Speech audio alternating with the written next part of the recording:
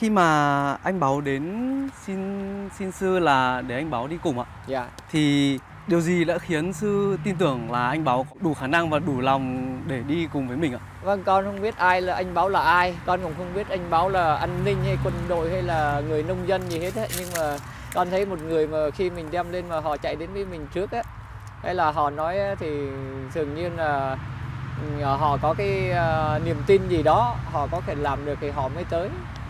Chứ không tự nhiên giờ nói một người kêu bảo nói là bảo họ nói là dẫn mình bơi qua sông mà họ không biết bơi kêu chạy ra đó, con người đó thì chắc chả dám chạy tới trong khi mình không biết bơi. Nên mà họ có khả năng biết thì họ chạy tới thì mình nói là thì đây là cái là chân thật của họ. Cái gì mình con cũng không biết họ là hại mình hay là họ là nói như mọi người kêu Việt Cộng hay là cái gì phản động cái gì con chả cần biết, nhưng mà chỉ cần giúp con cái thủ tục giấy tờ với lại đi như thế thôi, chứ còn những cái chuyện khác con không biết. Nhưng mà thấy họ tới họ nói với mình như thế thì con thấy bất kỳ ai mà đến trước thì con nói người đó trước. Con không biết họ có làm được hay không, nhưng mà thấy cái độ mà mình mới nói cái họ đến trước, còn những người khác thì chẳng qua là họ đến sau rồi họ nói tùm lum. Chẳng hạn như khi thấy được rồi lại nói người ta. Chẳng hạn như tại sao mình làm tốt sao mình không đến sớm, đúng không?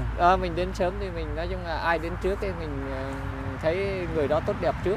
Thế thì không biết là sau thời gian gần 1 tháng ạ, sư thấy là mình đặt niềm tin vào anh Báu và anh Giáp là có đúng không ạ? Con cũng không cái ở đây gọi là nói là đặt niềm tin hay về không niềm tin, nhưng mà chẳng hạn như anh đang đảm bảo tốt thì đi, nhưng mà mình cái vô thường mình cũng không biết. Lỡ trên đường anh ấy đau ốm hay là vô thường nó tới thì sẽ có người khác giúp, hay là có chuyện gì chứ đâu có phải nói là sức khỏe tôi đảm bảo hết. Chẳng hạn như là ai cứ nói là tôi đi làm được tới đâu, nhiều mình bị bệnh chết hay là những cái vô thường mình không nói được. Nhưng mà mình thấy ngày hôm nay thấy tốt đẹp, ngày mai tốt đẹp cái đã. Biết ngày hôm nay là được rồi, đừng biết ngày mai. Nếu mà ngày mai không còn, kể cả con cũng thế. Cứ nói là đi Ấn Độ nhưng mà giờ đi ngày hôm nay chiều chết ngon rồi sao đi nữa. Nhưng mà thấy đang tốt, đang tốt đẹp. Thế nghĩa là từ khi mà mới đi là từ ngày 12 tháng 12 cho đến nay thì là mọi chuyện là đều tốt đẹp đúng không ạ? Vâng, đều tốt đẹp, không có gì khó khăn cả, đều nói chung là khắc phục. Nãy sư có nói đến việc bị đau ốm ạ. Vâng. Thì không biết là khi mà đoàn mình đi thế này thì cả đoàn các sư hoặc là anh Báu, anh Giáp và mọi người hỗ trợ ấy ạ, thì không biết đã có ai bị ốm trong cái quá trình đi chưa ạ? Vâng, ốm thì có ốm, nhưng mà những cái ốm lặt vặt bình thường, chẳng hạn như sổ mũi hay là bị nhức chân hay là giẫm cái đinh hay cái gai hay là nói chung là thay đổi thời tiết, cái đấy bình thường, nhưng mà rồi họ cũng khắc phục cả. Không sao. Tôi có đọc được sư một cái lá đơn của sư ạ. Dạ. Là có nói là sư là muốn đi tới Ấn Độ ạ. Vậy tại sao thì trước đó thì sư đã đi bộ hành ở Việt Nam cũng được vài năm đúng không ạ? Vâng. Thì không biết là tại sao bây giờ sư lại muốn là cái thời điểm hiện tại là quyết định đi sang Ấn Độ vậy ạ? Vâng, nói chung là tất cả đều do duyên. Đủ duyên thì mình đi, chưa đủ duyên thì mình chưa đi. Nhưng mà thấy thời này cũng đủ duyên rồi. Dạ, tất cả đều do nhân duyên cả, chết rồi thì không đi được. Nhưng mà vẫn còn sống với tốt đẹp thì nên đi Ấn Độ tới để đó, với lại đi ra ở Việt Nam mình cũng học rồi. Đi ra nước ngoài thế giới thì mình học được nhiều cái hơn. Đi nhiều, học nhiều. Học rộng ai không nên đi, nên là mọi người cũng nên tốt, đi được nhiều, học nhiều thì mới mở mang được. Chứ ở nhà trong lũy tre làng này chả thoát ra được. Học nhiều với lại mình biết được nhiều thứ hơn, mình học hỏi kinh nghiệm hơn tất cả mọi cái. Sư vui lòng cho BBC biết là khi đi bộ hành ở Lào và Thái Lan ạ, thì có những sự khác và giống nhau như thế nào khi đi bộ hành ở Việt Nam? Vâng, có sự khác và giống. Nó cũng đều, tại vì đi ở bên Lào thì đường xá mệt mỏi thì nó cũng giống nhau, khí hậu hay là cái gì thì nó cũng khác. Ở bên Việt Nam, với lại đi ở bên Lào với Thái thì ít Phật tử đông, ngày xưa thì nó cũng giống nhau cả thôi. Khí hậu hay là rèn luyện thì nói chung là cũng có giống, nhưng mà sau này thì sự khác thì ở Việt Nam thì thời gian mà như ở Quảng Trị, Huế thì đông hơn gây giao thông, nhưng mà bên này thì đi không gây giao thông, đều tốt đẹp, ổn định. Còn khí hậu thì cũng khác hơn.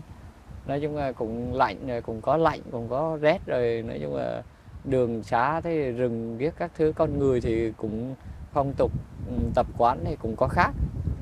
Còn ăn uống thì cũng đều giống nhau cả. Đi cũng giữ giới, ăn ngày một bữa thì cũng đi bên trái hoặc bên phải, thì đi trên đường nhựa thì cũng đều như nhau cả. Khi đi trên con đường ở ngoài kia, chúng tôi thấy là có rất nhiều xe lớn chạy qua. Không biết là khi đi như vậy thì sư có cảm thấy lo về vấn đề an toàn giao thông không ạ? Không, mình cứ đi bên đường theo quy định, giờ việc sống chết của mình lo đâu cho hết. Chết thì thôi, chứ giờ xe họ lưu phương tiện giao thông, mình bộ hành bên đường đúng thì mình cứ đi. Họ chạy thì mình cảm giác sợ thì mình không đi nữa, đi về. Đi bộ hành một mình và đi bộ hành cùng nhiều nhà sư khác có sự khác nhau như thế nào? Vâng, cũng có sự khác nhau, chẳng hạn như đi một mình thì nó thoải mái hơn, được tự do hơn. Hay đi mọi người thì nói chung là tìm chỗ nghỉ hay là cái gì thì nó cũng đông hơn, hay là phải tìm cái chỗ rộng hơn, hay là như một mình thì rút vào đâu cũng được. Nhưng mà khi mà đó là mình đi tự do. Nhưng mà giờ đi đây có người giúp đỡ thông báo trước, chẳng hạn như ở đây là có anh Báo, anh Giáp, rồi bữa nay thì có anh Sơn nữa, thì anh giúp đỡ, thì anh thông báo cái chỗ nghỉ, với lại thông báo với lại chính quyền, với lại báo trước cho mình tới cái điểm này điểm kia, hay như thế thì con thấy nó cũng tốt đẹp, hạnh phúc. Nó cũng giống như kiểu mình đi một mình, nếu mà mình có cái sự khác biệt á, là ở cái tâm mình thấy nói chung là chấp nhận được, thì mình cũng nói là ở đây mình đang ngồi với các sư phụ đây, hay gặp mọi người mình thấy mình ngồi đây không có ai, thì mình cũng giống như một mình. Còn mà mình cứ nghĩ nói là mình có thì nó lại đông mình. Tại vì mình mà ngồi một chỗ, mình đi một mình mà lúc nào mình cũng nghĩ về người khác, hay là tư duy khởi lên tham chỗ này, hay ghét người này, hay nói chung là nhiều thứ chuyện mờ ám xấu xa, dục lạc thế gian này, thì nó cũng không khác gì là đông người. Nhưng mà mình ngồi như thế này, nhưng mà mình không thấy ghét họ, hay là cũng không thấy phiền não, không phiền hà gì, thì cũng coi như một mình. Nó có cái sự khác biệt như thế. Nói chung là tùy tâm của mình mà nói đông hay không đông. Mình ngồi giữa chợ nhưng mà mình không có động với họ thì mình cũng không đông. Nhưng mà mình thấy ở một mình mà tâm mình loạn hay tầm bậy tầm bạ thì cũng đông. Sư có thể mô tả qua một ngày tu tập của mình không ạ?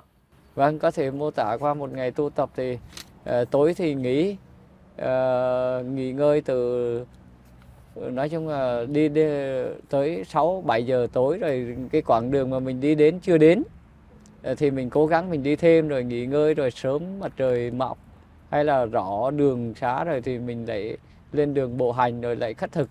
Nói chung là những giờ ăn, giờ uống, giờ nghỉ, giờ nắng thường là đa số không có cái quy định rõ ràng giờ này là tôi phải làm như thế này, tôi phải làm như thế kia. Nói chung là đủ duyên hợp thời, chẳng hạn như là như bữa nay tới cái chỗ này, họ nói là mình cũng nói là thấy mệt rồi, hay là nói là cũng đủ giờ trưa nghỉ rồi, thôi vào đây nghỉ ngơi thì mình về vào, chứ không phải là nói tôi mới đi mấy cây rồi tôi phải đi thêm. Nếu mà tất cả đều về duyên, cái giờ làm hay là giờ ăn, giờ nghỉ cũng thế. Có khi thì mình đi mệt rồi mình ngủ sớm, rồi mình lại dậy sớm, chứ không có phải là tôi khi nào cũng 10 giờ ngủ 2 giờ dậy, hay là mấy giờ gì không chính xác. Nhiều khi lệch 5 phút cái mình cũng không nói được. Nói chung là tất cả mọi cái là hữu duyên đấy thôi. Mình nói chung áng tầm như thế, chứ không nói tuyệt đối là phải 9 giờ là phải đúng 9 giờ rồi tôi mới ngủ, hay là 2 giờ rồi tôi 2 giờ dậy. Cái thế không có. Lỡ 2 giờ 10 phút mình dậy, hay là 2 giờ kém 3 phút mình dậy, cái đấy nói chung là cái áng tầm như thế. Thì con cũng cái thời gian nghỉ trên đường với đi, nói chung là nó tương đối với lại đúng cái của mình đi thế thôi, chứ không có phải quy định nữa là chiều đi, có khi chiều không đi, và tùy duyên như thế, chứ cũng không phải là mình đấy phải quy định tôi ngày nào cũng đi hay gì hết đấy. Khi đi bộ hành thì sư suy nghĩ về điều gì ạ? Dạ, đi bộ hành thì con suy nghĩ về là mong cho mình với mọi người ai cũng được, nếu muốn được đi bộ hành thì được bộ hành, mong cho mọi người đều được hạnh phúc, đều được tốt đẹp, hay là được như những cái điều mình mong muốn.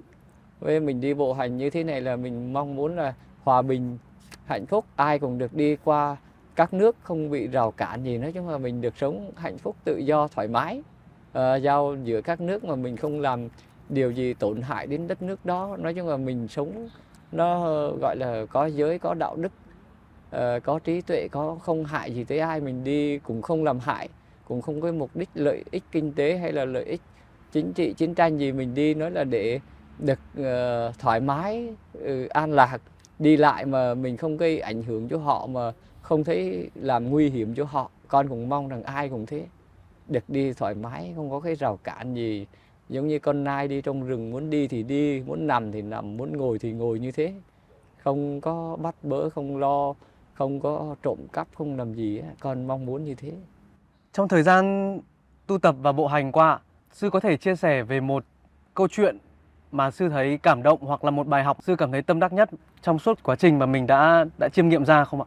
Vâng, ở đây thì con thấy là không có cái gì mà cảm nghiệm hay tâm đắc gì, nhưng mà con thấy là chẳng hạn như là anh Báo, hay là anh A Chân Lam, đi mà giờ anh thấy giữ giới được, anh giữ 5 giới, sống không có sát sanh, không có trộm cắp, không có tà dâm, không có nói láo, không có uống rượu uống bia, lúc nào ông thương yêu mọi người, không có người ta đến nói, không có gây khó khăn như ngày xưa. Có thay đổi như thế thì con chẳng hạn như một cái như thế là con cũng thấy vui vẻ rồi, như bao người khác nữa. Nếu mà ai cũng như thế thì con cũng thấy được tốt đẹp. Sau thời gian tu tập ạ, sư thấy bản thân mình đã thay đổi như thế nào ạ? Vâng, con thấy bản thân mình nói chung là thay đổi thì có thay đổi so với ở đời.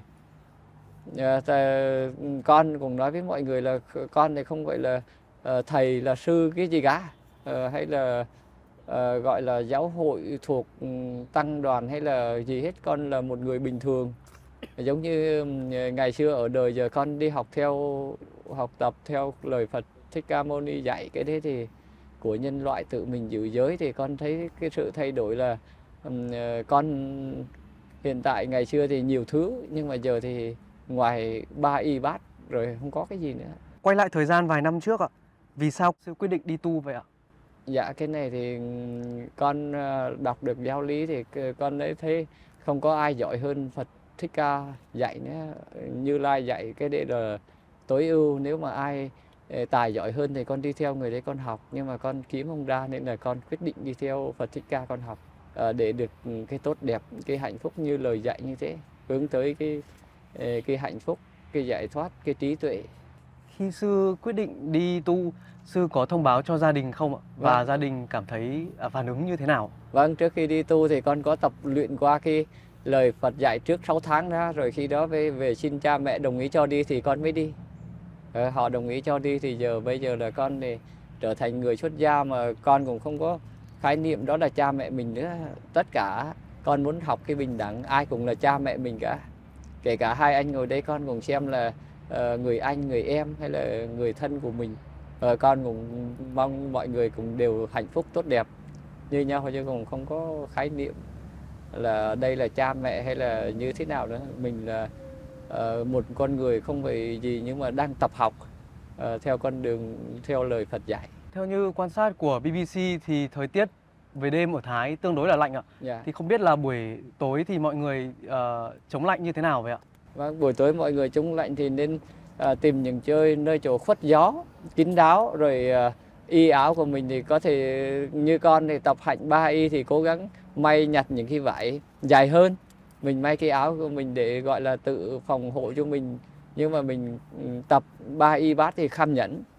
Trong đấy còn một số mà như mà thấy chưa nổi thì có cái bạt đây, chắn gió, che để nói chung là mình tập chưa đến nơi đến chốn, chưa có định lực với chưa chịu được thì mình có thể là nói chung là tập dần dần, đến khi để cho mình thích ứng được, thích nghi được thì đều là tốt. Cái đấy cũng mong muốn, nhưng cũng không có ai nói là tôi chịu lạnh được hết ấy. Nhưng mà phải qua thời gian luyện tập, rèn luyện thì chắc chắn là sẽ vượt qua. Trong một lá đơn thì sư bảo là sư muốn đi chỉ cần người trợ giúp thủ tục, còn để sư tự đi ạ. Vâng. Tuy nhiên bây giờ thì cũng ngoài các sư thì cũng có ví dụ anh Báu và anh Giáp là đi theo để hỗ trợ. Vâng. Và cũng có một số những cái xe tải và xe ở ngoài chở những cái dụng cụ hỗ trợ ạ. Thì không biết là có những cái sự hỗ trợ như vậy ạ, có ảnh hưởng đến cái sự nguyên bản nguyên chất của việc tu tập không ạ? Vâng, cũng có ảnh hưởng và có không ảnh hưởng. Tại vì những cái xe phương tiện đấy là hỗ trợ cho họ, nhưng mà như con là không cần chở đồ gì. đồ con tự mang lấy, đồ cất thực con cũng tự mang lấy, y áo cũng tự mang lấy. Đấy là hỗ trợ cho những người đi theo. Tại vì những cái người như ở nhà họ cũng tối thiểu có võng, có chăn, có mền, lạnh quá, nhưng mà nhiều khi có cái phương tiện xe họ đi không được thì họ ngồi xe hay là chạy trước đi, họ làm thủ tục giấy tờ hay là tới cửa khẩu hay là đi trước, họ có thể là liên lạc với chính quyền địa phương sở tại, thì cái đấy họ cũng có giúp thì cũng tốt đẹp. Nhưng mà cái theo con nghĩ là cái cản trở là do những cái người ngoài rồi thấy rồi xe như thế này ông đi rồi có một đoàn xe đi rồi mang đồ mang đạc cho ông, nhưng mà cái đấy là cái chuyện của mọi người nói thôi. Còn tự mình không cần biết họ nói như thế nào, nhưng mà mình thấy vẫn đúng cái chất học của mình là được. Mình vẫn ba y bát, mình nói xe đó, họ có nói trời nói đất gì mình vẫn là như thế. Còn họ nói hỗ trợ hay không hỗ trợ mình cũng tốt đẹp cả, cũng đều hạnh phúc. Triết lý Phật giáo nào sư thấy tâm đắc nhất và muốn chia sẻ với mọi người? Triết lý Phật giáo thì làm thiện là tâm đắc nhất, sống đến hạnh phúc, an lạc, giải thoát, niết bàn là tâm đắc nhất. Thì mọi người con cũng mong cho mọi người hòa bình, sống được hạnh phúc, an lạc là hạnh phúc, tốt đẹp. Nếu mà được giải thoát thì lại càng hạnh phúc hơn nữa. Không biết là sư đi bộ hành như thế này, đặc biệt là bây giờ là ở nước ngoài, thì có cảm thấy nhớ gia đình không ạ? Cũng có nhớ và cũng không có nhớ. Tại vì mình có nhớ nhưng mà mình khắc phục, gọi là cha mẹ mình thì sớm muộn gì cũng chết, mà mình thì sớm muộn gì rồi mình cũng chết. Nhớ nhung thì cũng thế thôi.